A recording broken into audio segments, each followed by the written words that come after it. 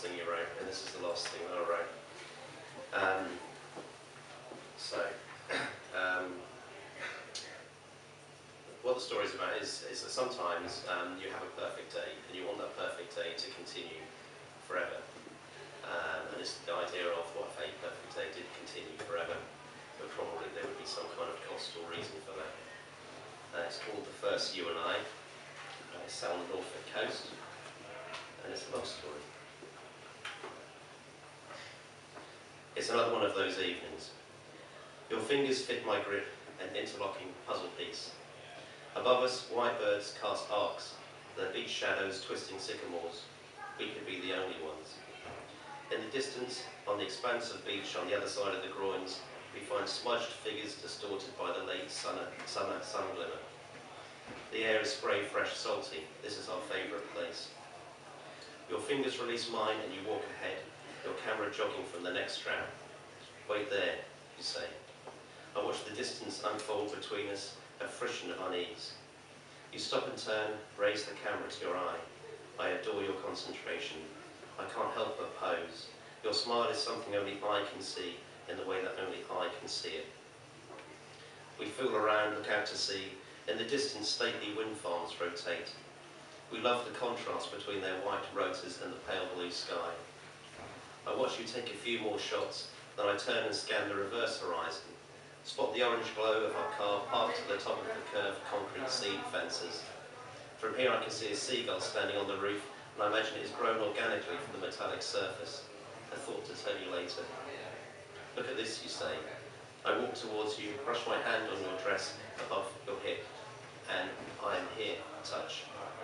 You nod downwards, camera poised. The beach is nature's canvas. Against the flat, wet sand, the receding sea has raised flower-patterned swirls. They are intricate and beautiful, almost achingly perfect. Art without intent, stripped of meaning, they are more than we could ever be. A fresco of seaweed hair. I touch your elbow. Later, we face each other on the sea wall. Fish and chips open, mine roughly salted, yours bathed in vinegar. Our bare fingers ease the white flesh away from the batter. You throw ends into my plastic tray, which I swap with fatter chips. Beside us, increasingly low sunlight catches the orange and raspberry red of our quenchy cups. I punctuate my plastic lid with a thin straw tapered to a point. The artificial taste complements the moist fish. We throw potato shards to seagulls. Walcott, we had cod. You laugh as I take pictures on my phone. Starjump on the jetty performs shadow puppet passion plays. We peek through groins, capture angles of discoloured wood tarnished in green. On the boardwalk, I photograph pebbles wedged between planks. All life is here. The light opens the sky. When I kiss you, I taste opal fruit. It is the sweetest thing. We know each other. There is more to us, children, somewhere. But for the moment, in the moment, there is you and me. I sing something, and you do that dance where you wiggle your hips and shoulders and not much else. We will do the Madison if we marry. Your hand finds mine. Our palms connect. The sand is balsa brown. It stretches from the base of the defences which appear carved from fossilised sea, wave rock, becoming darker as it slopes towards the water. Patches of ocean slick the surface. The occasional depression creates miniature worlds. Burgundy vegetation sways. The sea itself shushes and sucks, shushes and sucks. Lodged by the groins, we find a rusted refuse bin, repeatedly absorbed then rejected by the tide, ironically the only litter for miles. As you photograph it, I photograph you, your shadow changing as the sun moves and you remain still. I love you. There is no chill in the air. It's a long evening. Sometimes we stand and regard the sea, consider the horizon. Other times we look upwards, necks craned like baby birds seeking succulents. The sky is cloudless. It doesn't get any better than this. Wisps of hair at the base of your neck tell countless stories. We eat fish and chips, your remnants almost pickled by the vinegar which collects in your plastic tray. Seagulls aren't choosy. They fly head height as the seawall drops to the beach. Your camera is in your hand. You document us. There are tiny splits in my Doc Martens which let in the tide if I don't run back fast enough. The laces on your Converse are damp. Frills on your socks brush your ankle bones like anemones. Your leggings contain you well. Your curves ripple my insides. On the wetter sand, our footprints appear then disappear, their images sucked into surface. We walk backwards but remain coming rather than going.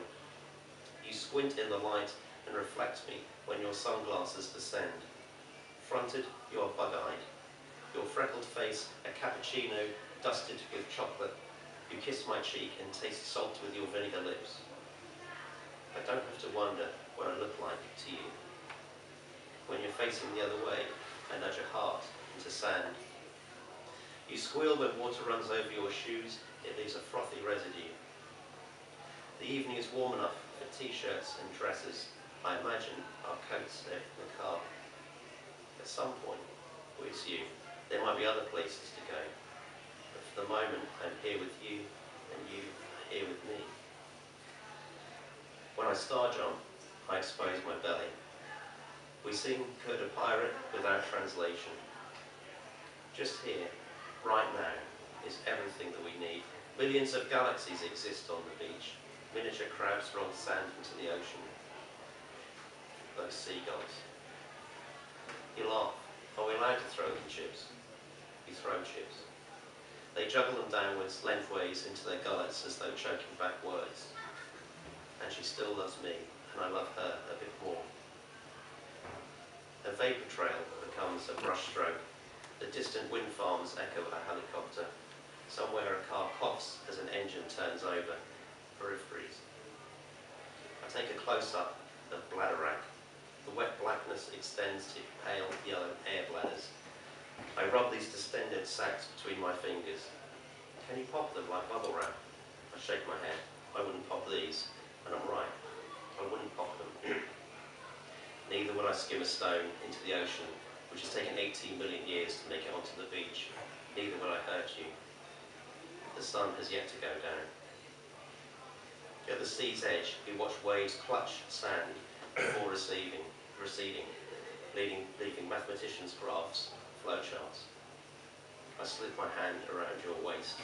You lean into me. It will never get any better than this. We close our eyes. Life reduced to sound, your heartbeat in a wave, guns call, thud, thud, thud, the breeze. I could sleep, silence.